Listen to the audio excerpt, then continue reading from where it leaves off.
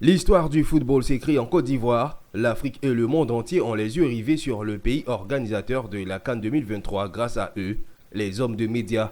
Venus des quatre coins de l'Afrique prendre part à cette messe du football, leur rôle est le plus primordial. À l'aide de leur objectif de caméra, leur stylo et papier pour certains et la voix pour d'autres, ils nous transmettent des informations, des émotions et même nous font découvrir ou redécouvrir des moments inédits.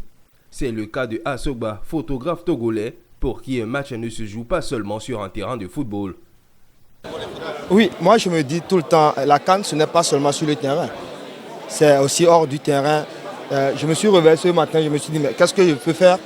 Il va falloir que je rentre dans la rue pour voir comment est-ce que l'ambiance est, voir comment est-ce que les gens se préparent déjà pour accueillir cette CAN.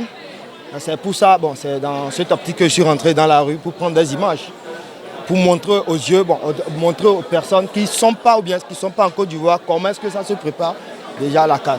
C'est pour ça que je dis, il faut que je rentre prendre des photos. C'est ce que j'ai fait. Actuellement, il y a 94 photos que je suis en train de traiter. Je vais sélectionner les meilleures photos parmi les 94 photos et puis c'est ces photos que je dois publier. Les conditions de travail garantissent un bon rendement. Le centre média flambant neuf mis à disposition des hommes de médias est aux normes internationales. Wi-Fi gratuit, poste de travail suffisant pour tous, une salle de restauration. En gros, les accrédités sont dans les meilleures conditions possibles. L'accueil il est légendaire, l'hospitalité ivoirienne a été toujours impressionnante et pour l'instant on est bien servi. La salle elle est assez large, elle est assez holistique pour contenir les milliers de journalistes qui sont présents à Abidjan pour couvrir cette 34e édition de la Coupe d'Afrique des Nations.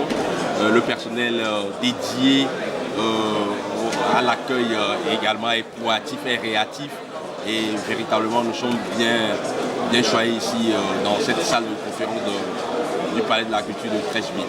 Alors, le centre média, depuis que nous sommes au centre média, vraiment il n'y a pas de difficulté, tout se passe bien. Comme vous le constatez, nous sommes en harmonie avec les autres journalistes venus des autres pays. En tout cas, tout se passe bien, la site internet aussi est impeccable. La restauration, en tout cas, tout se passe bien. Tout a été mis à notre disposition pour que nous soyons dans un confort total pour travailler. Donc, tout se passe très bien. Les hommes de médias accrédités pour la Coupe d'Afrique des Nations en Côte d'Ivoire bénéficient également de moyens de transport pour rallier stades et centres de médias. Ce sont plus de 3000 journalistes accrédités qui ont été retenus pour la CAN 2023 en Côte d'Ivoire.